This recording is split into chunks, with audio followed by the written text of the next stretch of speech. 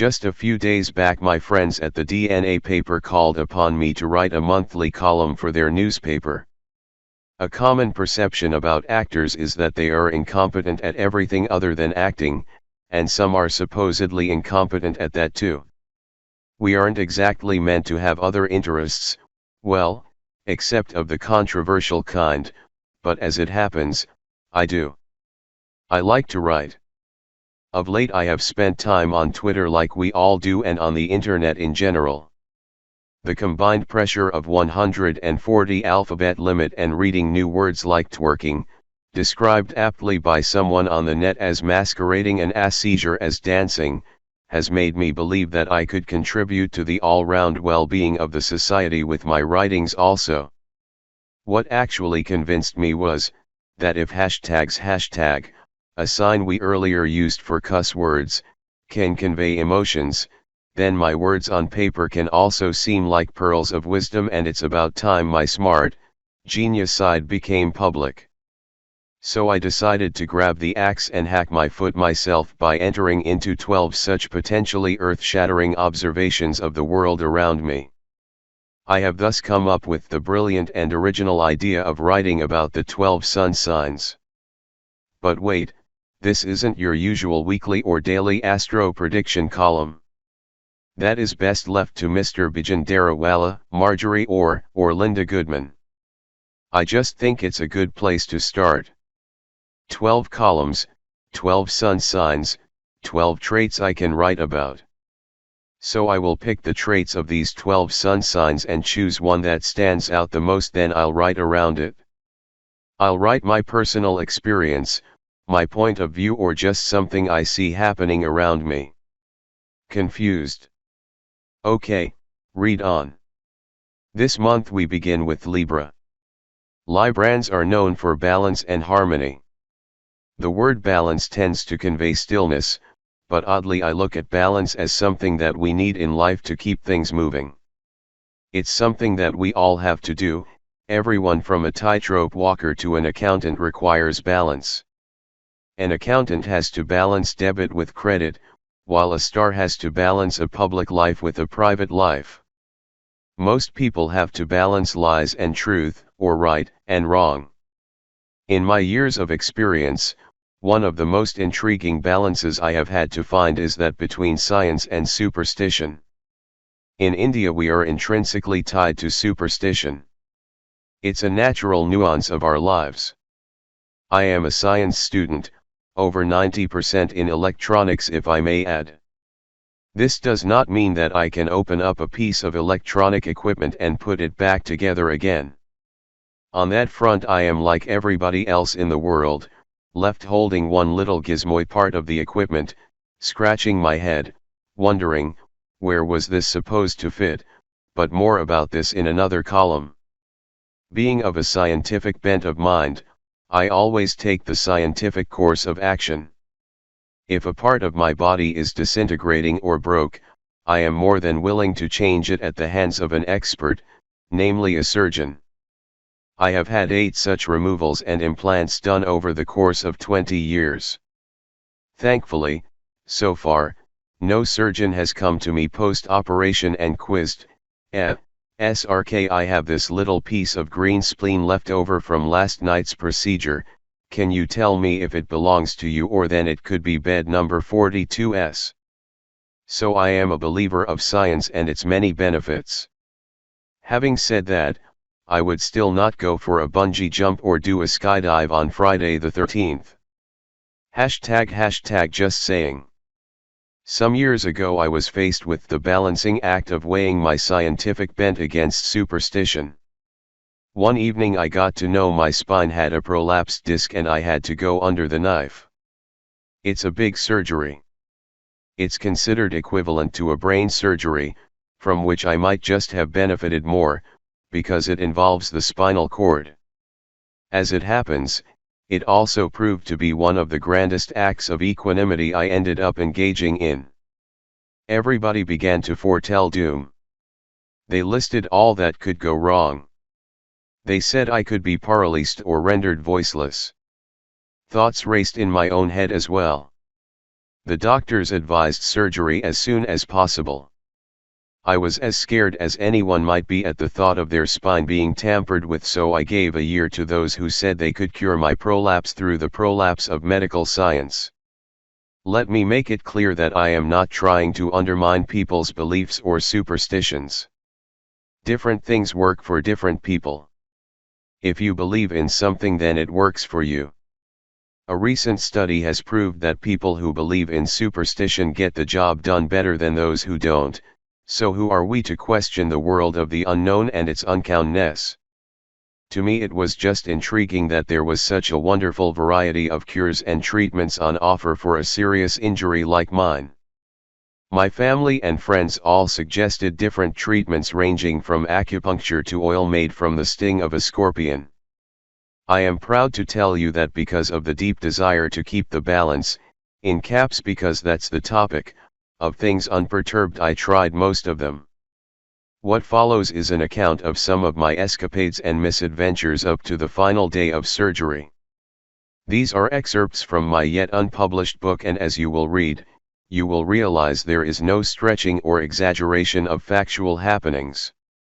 The names of the protagonists have been changed to maintain their privacy and mainly to prevent them from suing or physically assaulting me in the near future. The doctor that I went to for what I will call pin therapy is a wonderful doctor. He's among the leading doctors for this therapy in the world. He also spoke 3 words of Hindi taught to him by other Indian clients. Obviously he didn't know the meaning of those words, otherwise he would never use them, unless abusing your mom and sister was a part of his therapy. The thought of him sticking needles in my neck was scary. But I need not have worried. He didn't want to put needles in my neck, instead he wanted to stick them in my private parts to fix my neck. As you can imagine, it was an extremely hurtful prospect. I was shaken to the core of my being, not to mention, below it. He was from the Far East and we didn't understand each other well. He kept repeating, "Take off your clothes, take off your clothes." So, I took off my shirt, but it didn't seem to suffice. He continued his chant regardless, "Take off your clothes." Soon I was lying naked on his table and he had these big pins in his hands. The rest is too graphic to describe. It was the most humiliating and painful experience of my life. Ordeal over, I came back marred by blue welts. The only thing that had changed was that now the pain was between my legs and not in my neck. I can tell you it distracted me enough to make me forget my original complaint. Though once I recovered from the onslaught of the pinpricks, my neck pain resurfaced with a vengeance. Now and then I think of the good doctor and my upbringing tugs at my conscience. I never thanked him. Maybe I should have sent him a note, in Hindi, just the 3 words that he had been taught. The energy experts meanwhile, had decided that the reason for my cervical disc prolapse was the direction in which I slept. So the position of my bed had to be changed. Change is good. Novelty is invigorating, it's the spice of life. I like change. There were a few problems that came up though. My plasma TV was affixed to the wall, keeping in mind the original position of my bed. Taking out those brackets from the wall would have meant rebuilding it. So the TV stayed where it was and the only way to can watch it was to somehow stand on my head. My bedside lamp shed its light on my bathroom slippers instead of the book that I read in bed. The bathroom door ended up where the TV should have been. Though I must admit, the 6 episodes of the slightly swaying bathroom door seemed more interesting than some of the stuff we are subjected to on the idiot box. The headrest hung inexplicably in mid-air without a bed to support it. If I could levitate 10 inches off the ground, I might have been able to rest my head on it. My AC remote did nothing remotely anymore. It needed to be directed towards the fridge to get the AC on. I guess the rays would bounce off the shiny surface and find their way to the infrared sensor on the AC. Strangely, the rays did not follow the same reverse path, and to switch the damn thing off, I'd need to swing to the bottom of the bed and point in random directions till I'd hear the AC stop breathing. I made a frantic call to my surgeon in England. I told him I was coming over to his hospital in the next few days. He was very concerned. He asked, "Are you in pain?" "No," I replied, "I am in my bathtub trying to sleep. Apparently this area has the best energies. ##help. My friends requested me one last time to see their Pandichi before I left for England. They felt his prayers would help me. I agreed because I believe in good wishes and good karma. The Panditji looked educated and very modern. He asked me about the procedure of the cervical surgery. I explained it to him in detail. He closed his eyes and said some mantra. Then he looked at me with warm and peaceful eyes, and said, "Are you sure they have to use a titanium disc?" I said, "Yeah, it's the latest invention and really cool." He sighed, "Look, it is your karma that you have to undergo this surgery.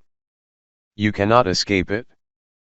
But there is only one thing, titanium is not your element. Can you ask the doctor to use moonstone instead?" The surgery was less painful. It took about an hour and a half.